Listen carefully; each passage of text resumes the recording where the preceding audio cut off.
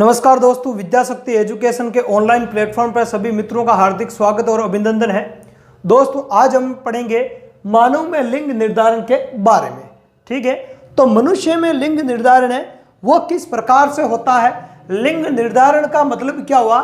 लिंग निर्धारण का मतलब हुआ कि होने वाली जो संतान है वो लड़का होगा या लड़की होगी, इसका किस प्रकार से निर्धारण होता है। जब भ्रूणीय परिवर्तन हो रहा होता है तो ऐसा क्या होता है कि जिसकी वजह से वही जो संतति है वो लड़के में भी बदल सकती है या वही संतति है वो लड़की में भी बदल सकती है।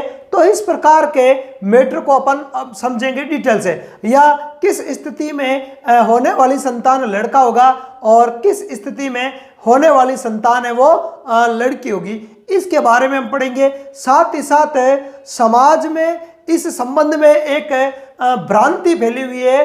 ठीक है, एक अंधविश्वास फैला हुआ है, उस अंधविश्वास को भी आज हम विज्ञान के दृष्टिकोण से दूर करेंगे। ठीक है, और जनरल साइंस में इस पॉइंट को इसीलिए मैंने यहाँ शामिल किया है। ठीक है, क्योंकि वैसे भी ये मानव स्वास्थ्य से संबंधित है या मानव में जो जनन है उससे संबंधित है, और दूसरी बात यह है कि ये वंशागति का पॉइंट भी है। किसका पॉइंट है? वंशागति का पॉइंट भी है।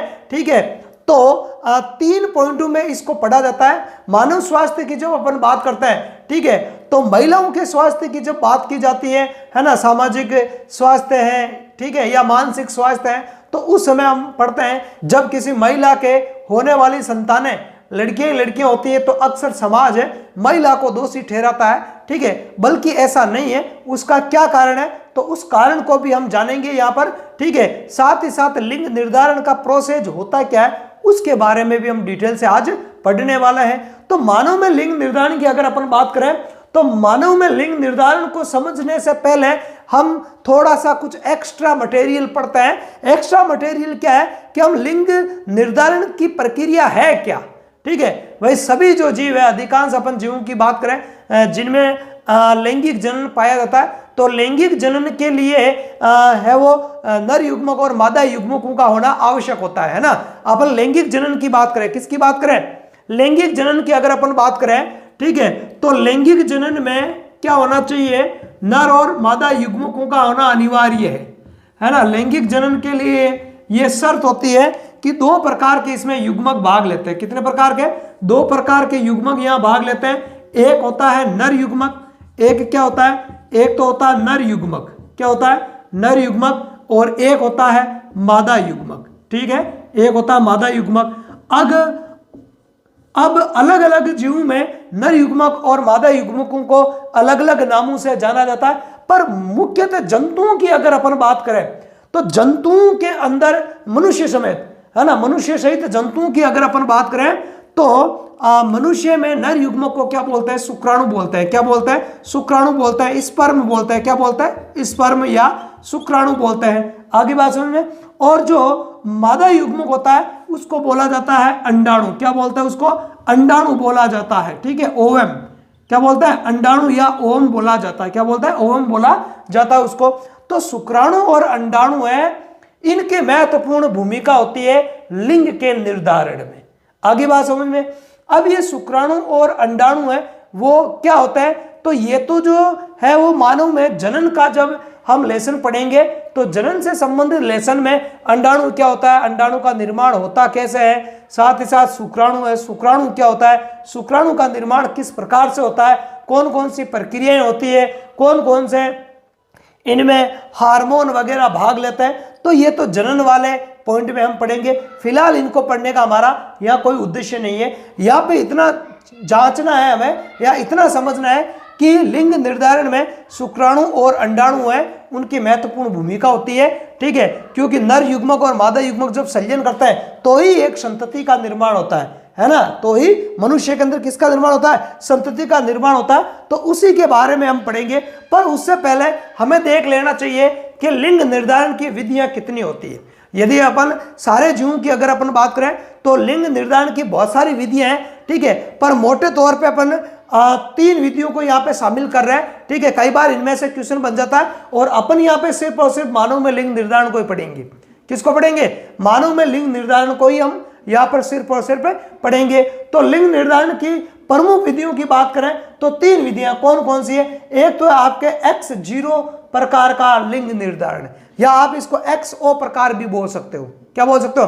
XO प्रकार का लिंग निर्धारण, ठीक है। और एक होता है आपके ZW प्रकार का लिंग निर्धारण, दूसरा जो है वो है ZW प्रकार का लिंग निर्धारण, और तीसरी जो विधि है वो XY प्रकार की लिंग निर्धारण विधि।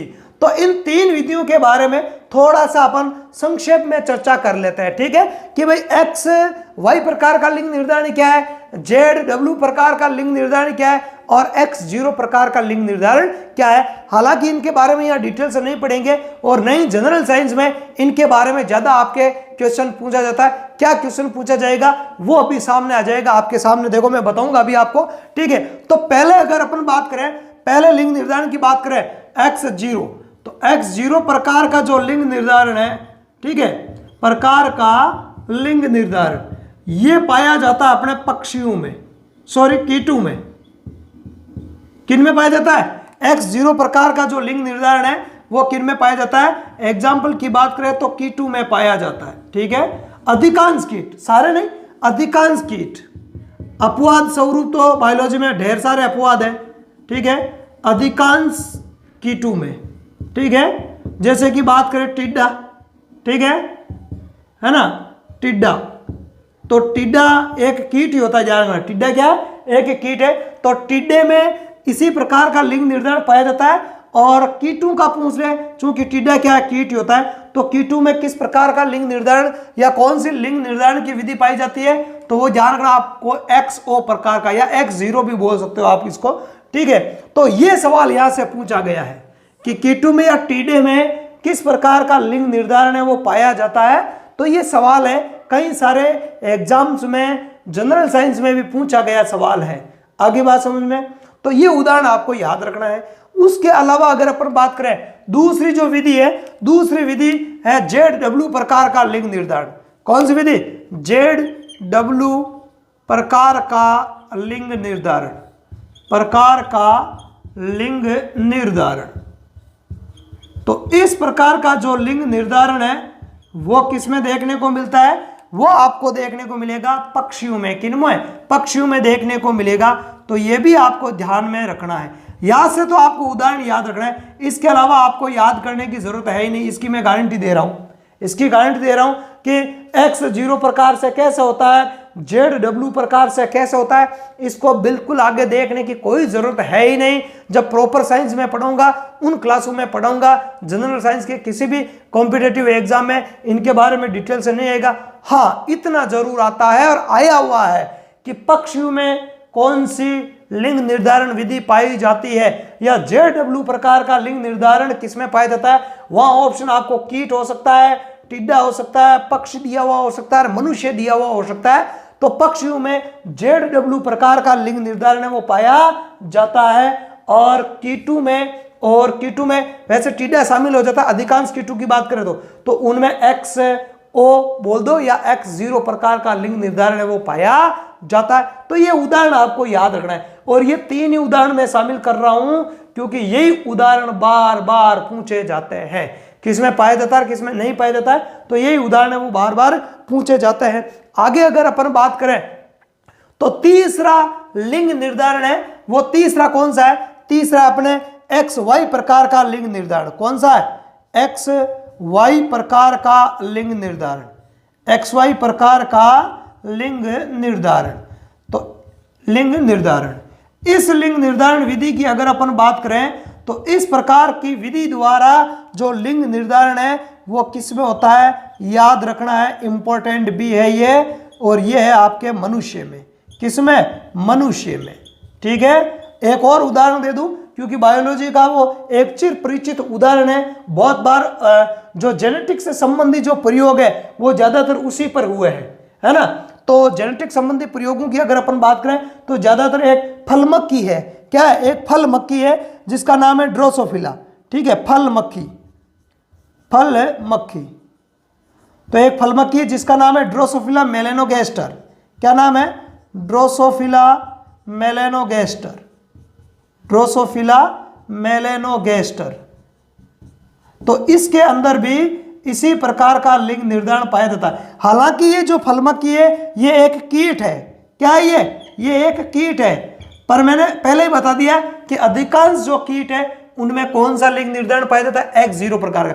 या मान लो कि आपके एग्जाम में सवाल आ जाए कि कीटों में किस प्रकार की लिंग निर्धारण विधि पाई जाती है, तो आपको XO करना है, या X0 या XO प्रकार का लिंग निर्धारण किसमें पाया जाता है, कीट दिया हुआ तो कीट ही करना है, क्योंकि ये तो अपवाद वाली कंडीशन है। मोटे तौर पर उदाहरण में तो ये आंसर तो यही होगा। ठीक है, तो मनुष्य और फलमक्खी में है वो XY प्रकार का लिंग निर्धारण है वो पाया जाता है। इस फलमक्खी का कई बार वैज्ञानिक नाम पूछा गया है। ठीक है, अंग्रेजी में फ्रूट फ्लाई हो जाएगा, तो फ्रूट फ्लाई या जो फलमक्खी है उसका वैज्ञानिक नाम होता है ड्रोसोफिला मेलानोगास्टर। और बात करें मनुष्य की, क्योंकि आज अपना चर्चा का जो विषय है वो मनुष्य ही है। ठीक है, मनुष्य में लिंग निर्धारण वो किस प्रकार से होता है, तो वही हमारे चर्चा का विषय है। तो मानव का कई बार है वो वैज्ञानिक नाम है वो पूछा जाता है। हालांकि वैज्ञानिक नाम के लिए मैं एक अलग से क्लास अपलोड करूंगा जिसमें मोस्टली जो वैज्ञानिक नाम पूछे जाते हैं, है ना, जैसे राज्य वृक्ष है ना, इसके अलावा आपके राज्य पुष्प है ना, राष्ट्रीय पशु है, राज्य पशु है ना, बाघ, चिंकारा वगैरह, ऊंट है, ठीक है, या कमल है, ठीक है, खेजड़ी है, मनुष्य है, और इस प्रकार के जो भी अपने पालतू पशु है, गाय, भैंस, भेड़, बकरी, ठीक है, कुत्ता वगैरह है, तो इनके कुछ में आपको अलग से एक क्लास लेंगे, उसमें मोस्ट जो वैज्ञानिक नाम है उनको हम पढ़ेंगे। तो फिलहाल हम लिंग निर्धारण पढ़ रहे हैं, तो यहाँ मनुष्य आ गया, तो मैं यहाँ बता दूं मानव का जो वैज्ञानिक नाम होता है वो क्या होता है, वो आपको यहाँ से याद रखना है। क्या नाम होता है, होमोसेपियन। क्या होता है, होमोसेपियन। कईयों को तो याद भी होगा, ठीक है, और याद नहीं है तो अब याद कर लेना, ठीक है, होमोसेपियन। ठीक है, क्या नाम है, होमोसेपियन। इधर कट जाएगा, है ना, होमोसेपियन। ठीक है, ध्यान रखना, क्या नाम है, होमोसेपियन। तो मानव का वैज्ञानिक नाम है होमोसेपियन है। आगे बात समझ में। अब हम डिटेल से देखते हैं कि मानव में लिंग निर्धारण की जो प्रक्रिया है वो किस प्रकार से होती है। होने वाली संतान लड़का होगा या लड़की, या कब लड़का हो सकता है, कब लड़की होगी, और इससे संबंधित जो समाज में जो व्याप्त जो अंधविश्वास है उसको भी हम दूर करने की कोशिश करेंगे। तो देखते हैं इसके बारे में। तो मनुष्य में लिंग निर्धारण की जो प्रक्रिया है उसको समझने के लिए ये एक आरेखीय चित्र मैंने बनाया है, ठीक है, ताकि अपने समय की बचत हो जाए। अब इसको समझने से पहले, है ना, इसको समझने से पहले कुछ चीज़ों को अपन देखते हैं कि कौन कौन सी चीज़ें इनको समझने के लिए अनिवार्य है। तो सबसे पहली बात तो है कि मनुष्य में जो लिंग निर्धारण है वो एक लक्षण हो गया, ठीक है, कि भाई होने वाली संतान है वो लड़का होगा या लड़की होगी, तो ये एक लक्षण हो गया। और हम पढ़ रहे हैं वंशागति, और वंशागति में पहले ही मैं बता चुका हूं कि प्रत्येक लक्षण का निर्धारण है वो किसके द्वारा किया जाता है, जीन के द्वारा। किसके द्वारा, जीन के द्वारा। आगे बात समझ में, ठीक है। प्रत्येक लक्षण की बात करें अपन, प्रत्येक लक्षण का निर्धारण, प्रत्येक लक्षण का निर्धारण उसकी अगर अपन बात करें तो किसके द्वारा किया जाता है, जीन के द्वारा किया जाता है। किसके द्वारा किया जाता है, जीन के द्वारा। और ये जो जीन है वो कहां पाए जाते हैं, ये जीन पाए जाता है अपने गुणसूत्रों पर। कहां पाया जाता है, गुणसूत्रों पर। कहां पर, गुणसूत्रों पर, जिनको अपन बोलते हैं क्रोमोसोम। क्या बोलते हैं इनको, इनको अपन क्रोमोसोम भी बोलते हैं। क्या बोलते हैं, क्रोमोसोम। तो ये क्रोमोसोम के ऊपर पाए जाता है कौन, जीन। मनुष्य में देखा गया है, मतलब अपन डायरेक्ट कह सकते हैं कि गुणसूत्रों की महत्वपूर्ण भूमिका होती है लक्षणों के निर्धारण में। अपन ऐसा कहे तो कोई दिक्कत नहीं है, ठीक है। तो मनुष्य में गुणसूत्रों की अगर अपन बात करें तो मानव में जो क्रोमोसोम होते हैं वो होता है अपने 46। कितने, 46 गुणसूत्र होते हैं। कितने, 46 गुणसूत्र होते हैं मनुष्य के अंदर। अब इन 46 गुणसूत्रों को दो भागों में बांटा गया है। कितने भागों में बांटा गया, दो भागों में बांटा गया। मतलब ये 23 जोड़ी हो गई। 46 का मतलब क्या हो गया, ये 23 जोड़ी हो गई। कितने, 23, ठीक है, 23 पेयर हो गए, ये जोड़ी हो गई, है ना। तो 23 जोड़ी जो गुणसूत्र है वो मनुष्य के अंदर पाई जाती है।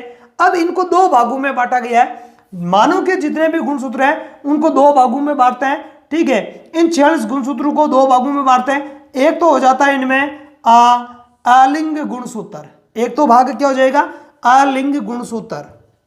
अलिंग क्रोमोसोम या गुणसूत्र कह दो, एक ही बात है। अलिंग क्रोमोसोम और एक हो जाते हैं इनमें अपने अलिंग क्रोमोसोम। कौन से?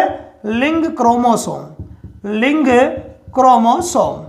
ठीक है, तो ये दो प्रकार के क्रोमोसोम हो जाते हैं। अंग्रेजी में इनके लिए अपन वर्ड काम में लेते हैं। एलिंग क्रोमोसोम या गुणसूत्र को बोलते हैं ऑटोसोम। क्या बोलते हैं? ऑटोसोम्स। ठीक है, ऑटोसोम। और इनको अपन बोलते हैं एलोसोम। क्या बोलते हैं? एलोसोम। एलोसोम या हेटेरोसोम भी इनके लिए, हेटेरोक्रोमोसोम भी वर्ड काम में लिया जाता है। हेटेरो क्रोमोसोम, क्रोमोसोम और भी इसके नाम है, ध्यान रखना है। पर आपको इतना याद रखने की जरूरत नहीं है, दो नाम याद रख लो, एलोसोम या हेटेरोक्रोमोसोम, क्योंकि ये दोनों नाम है वो एग्जाम में पूछे जाता है। ज्यादा पॉपुलर नाम है यही है। तो लिंग क्रोमोसोम को क्या बोलते हैं? एलोसोम्स या हेटेरोक्रोमोसोम्स। ये याद रखना भाई, ये याद रखना, ठीक है। और जो एलिंग क्रोमोसोम होता है उनको बोलता है ऑटोसोम्स। क्या बोलता है? ऑटोसोम्स। अब ये क्या करते हैं? मनुष्य में अगर अपन बात करें तो 22 जोड़ी, कितने? 22 जोड़ी, 22 जोड़ी मतलब 44। 22 जोड़ी का मतलब क्या हो गया? 44। और तो 22 जोड़ी जो गुणसूत्र होता है, मतलब 44 जो गुणसूत्र होता है वो स्त्रियों में और पुरुषों में समान होता है ना। 22 जोड़ी जो गुणसूत्र होता है वो स्त्री और पुरुष में समान होता है। और बॉडी के लक्षणों का निर्धारण करने का कार्य करने वाले जीन इन्हीं पर पाए जाते हैं, यूं मान लो आप मोटे तौर पर। हालांकि अपवाद वाली बहुत सारी चीजें हैं, ठीक है। तो ये कायिक लक्षणों का निर्धारण करते हैं, बॉडी का, लिंग का नहीं। बॉडी के जो बाकी वाले जो लक्षण हैं उनका निर्धारण इन 22 जोड़ी मतलब 44 गुणसूत्रों पर पाए जाने वाले जीनों के द्वारा किया जाता है। इसलिए इनको अलिंग गुणसूत्र कहते हैं, क्योंकि लिंग निर्धारण में इन 22 जोड़ी मतलब है 44 गुणसूत्रों का कोई योगदान नहीं होता है। लिंग निर्धारण में कोई योगदान नहीं होता, इसलिए इनको अलिंग क्रोमोसोम या ऑटोसोम कहते हैं। तो सवाल यहां से आता है कि ऑटोसोम्स की संख्या कितनी है? 44। या जोड़ी है, ऑप्शन में जोड़ी दिया हुआ है तो 22 जोड़ी। कितना हो जाएगा? 22 जोड़ी हो जाएगा या 44। इनका लिंग निर्धारण में कोई योगदान नहीं होता है। और ये जो अलिंग गुणसूत्र है, ऑटोसोम्स है, वो स्त्रियों में और पुरुषों में क्या होता है? समान होता है। समान प्रकार का बिहेवियर होता है, समान प्रकार के कार्य ये करते हैं ये ऑटोसोम्स, स्त्री और पुरुष दोनों के अंदर। अब बात करें 23वीं जोड़ी, है ना, क्योंकि मनुष्य के अंदर टोटल कितने जोड़ी गुणसूत्र है? 23 है ना। 23 जोड़ी गुणसूत्र है। तो 22 जोड़ी तो स्त्री और पुरुष में हो गई समान, 22 जोड़ी तो क्या हो गई? स्त्री और पुरुष में हो गई समान। अब ये जो 23वीं जोड़ी होती है, एक जोड़ी, ठीक है ना। 23वीं जोड़ी है ना, अंतिम जोड़ी। 23वीं लिख रहा हूं मैं, 23 जोड़ी नहीं, 23वीं जोड़ी, है ना। ये किसका निर्धारण करती है? लिंग का निर्धारण करती है। किसका लिंग? किसका? लिंग निर्धारण में सहायक होती है, लिंग निर्धारण। और ये होता है, वो करता है कायिक लक्षणों का निर्धारण। किनका? कायिक लक्षणों का निर्धारण करते हैं ये, ठीक है। तो ये आपको ध्यान में रखना है। आगे बात समझ में। तो कायिक लक्षणों का निर्धारण करने वाले गुणसूत्रों की या क्रोमोसोम की संख्या कितनी है? 44 मतलब 22 जोड़ी। इनको क्या बोलता है? एलिंग क्रोमोसोम या गुणसूत्र या ऑटोसोम्स। और 23वीं जोड़ी, एक जोड़ी, अंतिम एक जोड़ी जो है वो लिंग क्रोमोसोम कहलाता है, क्योंकि ये मानव में लिंग का निर्धारण करते हैं। किसका निर्धारण करता है? लिंग का निर्धारण करता है। इसलिए उनको लिंग क्रोमोसोम या एलोसोम या हेटेरोसोम्स भी कहा जाता है। क्या कहता है? एलोसोम या हेटेरोसोम्स भी कहा जाता है। अब बात करें मनुष्य में लिंग निर्धारण की प्रक्रिया होती कैसे। तो अगर अपन बात करें, ये हो गया एक पुरुष और ये हो गई एक स्त्री। तो पुरुष के अंदर टोटल गुणसूत्र कितना होता है? 46। ये जो लिंग निर्धारण करने वाली जो गुणसूत्र जोड़ी होती है, उनकी संरचना में एक गुणसूत्र की जो संरचना होती है वो थोड़ी सी डिफरेंट होती है, वो थोड़ी सी भिन्न होती है। और इनको प्रतीक दिया गया है, ठीक है। ये 44 पुरुष में और ये 44 महिलाओं में समान है। तो यहां 44 लिख दिया। अब 45वां एक्स और 45वां एक्स, 46वां जो गुणसूत्र है उसकी एक भुजा थोड़ी छोटी होती है।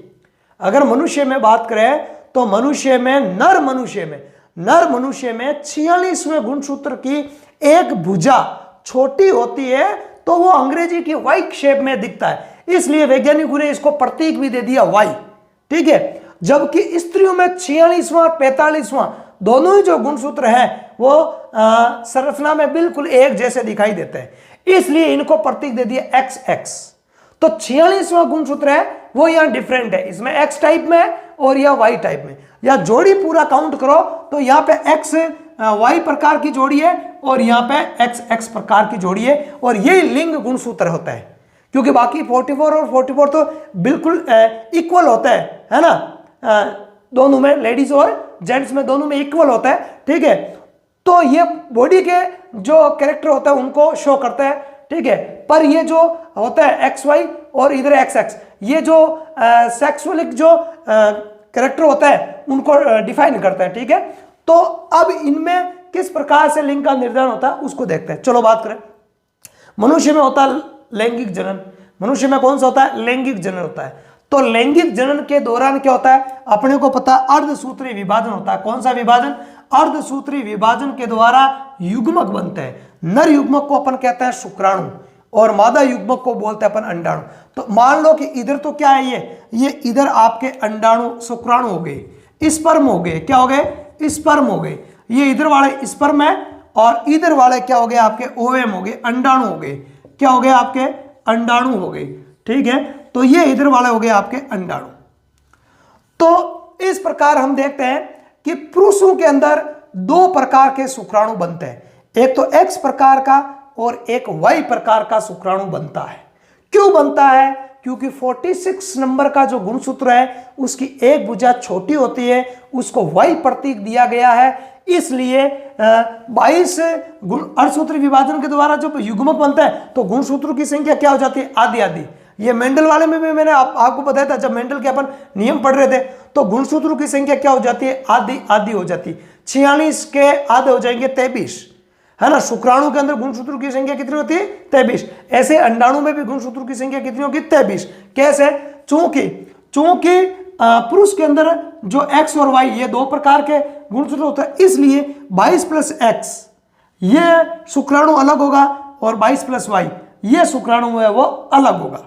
जबकि मादाओं में या स्त्रियों में 45वां और 46वां जो गुणसूत्र है वो XX प्रकार का ही होता है, ठीक है। तो 22 + X अलग हो जाएंगे अंडाणु में और इस अंडाणु में भी 22 + X हो जाएंगे। तो कहने का मतलब ये हुआ, मादाओं में या स्त्रियों में जो अंडाणु होते हैं वो एक ही टाइप के बनते हैं, और वो टाइप कौन सी है? 22 + X वाली। 22 + X 22 + X, तो टाइप तो एक ही होगी ना। तो एक ही प्रकार के, मतलब समान प्रकार के अंडाणु बनते हैं। बट जो जेंट्स होते हैं उनके अंदर दो प्रकार के शुक्राणु बनते हैं, है ना। एक तो हो गया आपके 22 + X वाला और एक हो गया 22 + Y वाला। आगे बात सुन। तो दो प्रकार के शुक्राणु बनते हैं। अब इधर भी X है, इधर भी X है, इधर भी X है। तो यदि ये अंडाणु ये शुक्राणु इस अंडाणु के साथ में निषेचन करता है तो होने वाली संतान क्या हो सकती है? ज्यादातर पुरुषों के अंदर ज्यादातर बात करें तो एक बार में एक ही संतान होती है, ध्यान रखना है। हालांकि ये चीजें मैं लैंगिक जनन जब पढ़ेंगे तो उस टाइम में डिटेल से और विस्तृत तौर पे बताऊंगा। सामान्यतः एक जो मानव स्त्री है वो एक बार में एक ही बच्चे को उत्पन्न कर सकती है। उसका रीजन क्या है? उसका रीजन ये है कि जो मादाओं में जो दोनों अंडाशय होते हैं उन अंडाशयों के द्वारा, ओवेरी है ना, अंडाशयों के दोनों में से एक अंडाशय के द्वारा एक अंडाणु का मोचन है वो पर मंथ किया जाता है, ठीक है। इसलिए एक अंडाणु से एक ही शुक्राणु है वो निषेचित हो सकता है, ठीक है। इसलिए सामान्यतः मानव स्त्रियों में एक बार में एक ही संतति उत्पन्न होती है। अब 2 है 3 है उसकी सिचुएशन अलग होती है, तो वो जब जनन पढ़ेंगे उस टाइम में बताऊंगा कि कब 2 हो सकते हैं या 2 से अधिक है वगैरह, तो वो बाद में देखेंगे। तो यदि ये वाला शुक्राणु इस अंडाणु के साथ में निषेचन करता, तो देखो यहाँ पे ये वाला शुक्राणु इस अंडाणु के साथ में निषेचन कर रहा है, तो होने वाली संतान 22 और 22 कितने हो गए? फिर 44 44 हो गए, X और XX हो गया। आगे बात सुनिए, यदि ये वाला शुक्राणु इस अंडाणु के साथ में संलयन करता है तो ये भी 22 + X है, ये भी 22 + X है, तो इसका रिजल्ट देखो यहाँ, ये यहाँ पे और ये यहाँ पे, तो 22 और 22 44, X और X डबल X, तो 44 + XX हो गया। तो ये जो दोनों जो संतानें होगी वो लड़कियां होंगी। क्यों? क्योंकि XX गुणसूत्र किस में होता है? स्त्रियों में होता है। किस में होता है? स्त्रियों में। इसलिए ये जो दोनों संतान है वो क्या हो जाएगी? लड़कियां हो जाएगी। क्या हो जाएगी? लड़कियां हो जाएगी। तो ये हो गई लड़कियां। अब बात करें, यदि ये वाला शुक्राणु यदि ये वाला शुक्राणु, क्योंकि जब मैथुन की प्रक्रिया होती है तो मैथुन की प्रक्रिया में नर के द्वारा लाखों की संख्या में, है ना, वो शुक्राणु वो स्खलित किए जाता है मादा के योनि मार्ग में, है ना। जनन वाले में डिटेल से पढ़ेंगे। तो योनि में लाखों की संख्या में शुक्राणु स्खलित किए जाता है, छोड़ा जाता है, और उन शुक्राणु में दोनों ही प्रकार के शुक्राणु होते हैं, एक्स प्रकार का भी होता है और वाई प्रकार का भी होता है।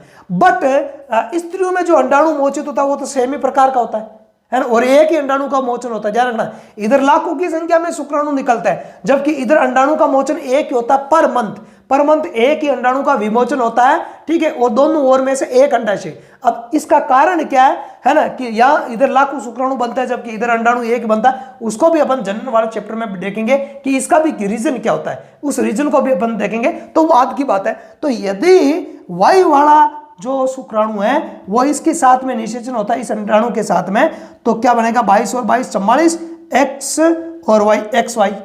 और यदि ये वाला इसके साथ में निषेचन, चूंकि ये तो दोनों सेम ही है, डिफरेंट है तो यहाँ वाई की वजह से, है ना, तो 22 प्लस वाई 22 प्लस एक्स, तो 44 प्लस एक्स वाई हो जाएगा। तो ये जो दोनों यहाँ वाई आ गया तो X Y, 44 plus X Y किसके लिए, पुरुष के लिए, किसके लिए, पुरुष के लिए। तो ये जो दोनों संतान है वो क्या होगी, लड़के होंगे, क्या होंगे, लड़के होंगे। तो इस चीज को तय कौन कर रहा है भाई, ये डिसाइड किसके द्वारा हो रहा है कि होने वाली जो संतति होगी, है ना, वो लड़का होगा या लड़की होगी, इसका जो निर्धारण है वो इसके द्वारा हो रहा है, क्योंकि इधर भी एक्स, इधर भी एक्स, इधर भी एक्स। तो जो वाई क्रोमोसोम है, या यूं मान लो कि शुक्राणु, ये शुक्राणु हो गया, तो शुक्राणु ये तय करता है कि होने वाली संतान लड़का होगा या लड़की। यदि मान लो कि इस अंडाणु के साथ में ये शुक्राणु निषेचन कर लेता तो बाद में तो निषेचन होगा नहीं, तो होने वाली संतान क्या हो जाएगी, लड़की हो जाएगी। और यदि इससे पहले ही, क्योंकि लाखों की संख्या में शुक्राणु होता है और शुक्राणु में दोनों ही प्रकार के शुक्राणु पाए जाते हैं वीर्य के अंदर, है ना, मानव वीर्य में दोनों प्रकार के शुक्राणु पाए जाते हैं। तो यदि पहले अंडाणु के साथ में यदि ये पहले जाके निषेचन कर लेता है तो होने वाली संतान वाई वाली का मतलब लड़का होगा। और यदि चूंकि अंडाणु तो एक ही प्रकार के, यदि अंडाणु के साथ में ये वाला शुक्राणु इससे पहले ही निषेचन कर लेता है तो होने वाली संतान एक्स और एक्स, या एक्स और एक्स, तो होने वाली संतान क्या हो जाएगी, लड़की हो जाएगी। तो इस प्रकार होने वाली संतति लड़का होगा या लड़की, ये डिपेंड करेगा पुरुष पर। किस पर डिपेंड करेगा, पुरुष पर डिपेंड करेगा, पुरुष के शुक्राणु पर डिपेंड करेगा। किस पर डिपेंड करेगा, पुरुष के शुक्राणु पर डिपेंड करता है। तो यहां पर देखो, अगर आप इस बोर्ड के अनुसार चले, चक्र बोर्ड के अनुसार चले, तो यहाँ पे टोटल 4 संततियां उत्पन्न हो रही है। कितने, 4 संततियां उत्पन्न हो रही है। तो यहाँ 2 तो है लड़कियां और 2 क्या है, लड़के। तो 50-50% चांस होता है ना, 50%, मतलब लड़की भी हो सकती है और लड़का भी हो सकता है ना, इसके 50-50 चांस होता है। क्यों, क्योंकि अंडाणु तो सेम ही प्रकार के, अब शुक्राणु 2 प्रकार के, तो ये वाला जाएगा ये वाला जाएगा, तो 50-50 हो गया ना। ये वाला जाएगा तो होने वाली संतति XX का मतलब लड़की हो जाएगी। और यदि ये वाला शुक्राणु अंडाणु के साथ में निषेचन करता है तो होने वाली संतान क्या हो जाएगी, लड़का हो जाएगा। क्या हो जाएगा, लड़का। तो ये डिपेंड किस पे करता है, ये डिपेंड करता है स्पर्म पर। किस पर, स्पर्म या शुक्राणु पर डिपेंड करेगा। और शुक्राणु किसके युग्मक होता है, पुरुष पर। इसलिए होने वाली संतान लड़की होगी या लड़का, ये जिम्मेदारी पुरुष की होती है। किसकी होती है, पुरुष की होती है। इसलिए हमारे समाज में एक ऐसी भ्रांति आज भी बनी हुई है, आज भी बैकवर्ड जो समाज है, या यूं कह सकते हैं कि जो कम शिक्षित लोग हैं, तो उनमें आज भी ये धारणा बनी हुई है कि जो होने वाली संतान लड़का होगा या लड़की होगी तो वो महिला के कारण होता है, जबकि महिला का उसमें कोई योगदान नहीं होता है। वो डिपेंड करता है पुरुष पर कि उसके दोनों शुक्राणु में से, एक्स और वाई में से, अंडाणु के साथ में निषेचन कौन सा शुक्राणु करता है। तो इस प्रकार से इस भ्रांति को मिटाना है, समाज में व्याप्त है ना। कहीं शिक्षित लोग भी इस प्रकार की भ्रांतियां हैं वो मन में बना के बैठ जाते हैं, पर ऐसा कुछ भी नहीं है। होने वाली संतान लड़का होगा या लड़की, ये डिपेंड करेगा पुरुष पर। आगे बात सुने तो आगे हम इस सारी चीज का एक बार नोट्स देख लेते हैं, व्यवस्थित तरीके से इसको देख लेते हैं। तो मानव में लिंग निर्धारण को अपन पढ़ने से पहले जीव में लिंग निर्धारण की जो कौन कौन सी विधियां होती है उनके बारे में चर्चा कर लेते हैं। तो लिंग निर्धारण की 3 विधियां हैं। एक तो अपने XO या X0 बोल दो भले आप, X0 प्रकार का लिंग निर्धारण, और दूसरा होता है अपने ZW प्रकार का लिंग निर्धारण, और तीसरा होता है अपने XY प्रकार का लिंग निर्धारण। ठीक है, तो X0 या XO प्रकार का लिंग निर्धारण है वो अधिकांश कीट और टिड्डे में, हालांकि टिड्डा किसका उदाहरण है, कीट का एक क्या उदाहरण है। आगे भाषण पर कई बार टिड्डे को अलग से पूछ लिया जाता है, तो कीटों में और टिड्डे में X0 प्रकार का लिंग निर्धारण पाया जाता है। जेडब्ल्यू प्रकार का जो लिंग निर्धारण है वो किसमें पाया जाता है, पक्षियों में देखने को मिलता है। किसमें देखने मिलता है, पक्षियों में देखने को मिलता है। और तीसरा जो है वो है अपने XY प्रकार का लिंग निर्धारण। तो XY प्रकार का लिंग निर्धारण है वो मनुष्य में देखने को मिलता है, जिसको अपन होमोसेपियन बोलते हैं। ठीक है, इसके अलावा जो फलमक की है ड्रोसोफिला है ना, उसमें भी ड्रोसोफिला मेलानोगास्टर, उसमें भी इसी प्रकार का जो लिंग निर्धारण है वो पाया जाता है। अधिकांश जंतु में जो मैमेलिया या मनुष्य के समकक्ष जंतु है उसमें इसी प्रकार का लिंग निर्धारण वो पाया जाता है। ठीक है, तो ये हो गए लिंग निर्धारण और इनसे संबंधित इनके कीटों के है वगैरह है, पक्षी है और ड्रोसोफिला वगैरह, इनके कुछ डायग्राम हो गए इधर। आगे बात सुन, तो इन सब में इस प्रकार का लिंग निर्धारण पाया जाता है। अब अपन बात करें प्रॉपर मनुष्य में लिंग निर्धारण है वो किस प्रकार से होता है, तो उसको अपन देखते हैं। XY प्रकार का लिंग निर्धारण पाया जाता है। ठीक है, पहली बात तो ये ध्यान रखना, यही से क्वेश्चन आता है ना, यहां से क्वेश्चन आता है मानव में लिंग निर्धारण की कौन सी विधि होती है, तो XY प्रकार की विधि है वो पाई जाती है। पहला प्रश्न तो ये हो गया। उसके बाद मानव में गुणसूत्र कितने प्रकार के होते हैं, 2 प्रकार के, ऑटोसोम और हेटेरोसोम्स। ठीक है, देखते हैं उनको। मानव में 46 गुणसूत्र या क्रोमोसोम पाए जाता है। गुणसूत्रों को क्रोमोसोम्स बोलता है और इनकी संख्या कितनी होती है, 46। ध्यान रखना है, यह सवाल कई बार पूछा गया। मनुष्य में गुणसूत्रों की संख्या कितनी है, 46। आगे देखें, जिन्हें 2 भागों में बांटा गया है। ठीक है, 46 गुणसूत्रों को कितने भागों में बांट दिया, 2 भागों में डिवाइडेड कर दिया। पहला जो भाग है उनको अपन कहता है अलिंग गुणसूत्र या ऑटोसोम। तो ये ऑटोसोम क्या करता है, ये शरीर के कायिक लक्षणों का निर्धारण करता है। कायिक का मतलब काया, अपनी बॉडी। अरे काया का मतलब क्या होता है, बॉडी होता है। काया शब्द हिंदी का शब्द है, अंग्रेजी में बोलते हैं बॉडी। बॉडी का मतलब शरीर या काया। तो कायिक लक्षणों का निर्धारण करते हैं, तो उन गुणसूत्रों को क्या बोलते हैं, ऑटोसोम्स। इनकी संख्या 44 मतलब 22 जोड़ी होती है। कितनी, 22 जोड़ी, 44 होती है। कितनी होती है, 44 होती है। दूसरा आपके लिंग गुणसूत्र। लिंग गुणसूत्र को अपन क्या बोलते हैं, एलोसोम्स या एलोसोम एक वचन, एलोसोम्स बहुवचन, या हेटेरोक्रोमोसोम। क्या बोलेंगे, हेटेरोक्रोमोसोम। तो ये दोनों नाम आपको याद रखना। देखो इसमें ये होने वाली संतति का लिंग निर्धारित करते हैं। इनकी संख्या 2 होती है, मतलब 1 जोड़ी होती है। कितने, 1 जोड़ी होती है, मतलब 23वीं जोड़ी। 22 जोड़ी कंटिन्यू 22 जोड़ी तो ये हो गए, और 23वीं जोड़ी जो 2 गुणसूत्र है वो लिंग गुणसूत्र होते हैं, है ना, एलोसोम्स या हेटेरोसोम्स होता है। आगे देखो, मानव में स्त्रियों द्वारा एक ही प्रकार के अंडाणु 22+X, जबकि नर द्वारा 2 प्रकार के शुक्राणु 22+X एवं 22+Y उत्पन्न किए जाते हैं। आगे बात डायग्राम में देख लो आप, तो यह डायग्राम के अंदर 2 प्रकार के, उधर स्त्रियों के अंदर XX प्रकार के अंडाणु और इधर है वो X और Y प्रकार के शुक्राणु है, या जो नर के द्वारा जो युग्मक है वो बन रहे अर्धसूत्री विभाजन के द्वारा। युग्मकों का निर्माण किस विभाजन द्वारा होता है, अर्धसूत्री विभाजन द्वारा होता है। यह भी आपको ध्यान रखना है। युग्मक निर्माण की प्रक्रिया के समय कौन सा विभाजन होता है, तो वो होता है अर्धसूत्री विभाजन। कौन सा, अर्धसूत्री विभाजन। आगे देखें, तो 2 प्रकार के शुक्राणु उत्पन्न होता है, एक तो 22+X और एक 22+Y। अतः इसलिए ना, अतः लिंग निर्धारण की जिम्मेदारी वो पुरुष का मतलब शुक्राणु पर डिपेंड होती है। किस पर, शुक्राणु पर निर्भर करती है या शुक्राणु की होती है। यदि X वाला जो है शुक्राणु वो अंडाणु के साथ में निषेचन करेगा, तब तो होने वाली संतान क्या होगी, लड़कियां होगी। और यदि Y वाला है, वो Y वाला शुक्राणु है वो अंडाणु के साथ में निषेचन करता है, तो होने वाली संतानें कौन सी होगी, वो होगी आपके लड़के होगी। तो 50% लड़कियां और 50% लड़के होने के चांस होते हैं। आगे बात सुन, तो इस प्रकार से मनुष्य में लिंग निर्धारण होता है। लिंग निर्धारण की जिम्मेदारी है वो किसकी होती है, पुरुष या शुक्राणु की होती है। किसकी होती है, पुरुष या शुक्राणु की होती है। तो इस क्लास में आज इतना ही पढ़ेंगे।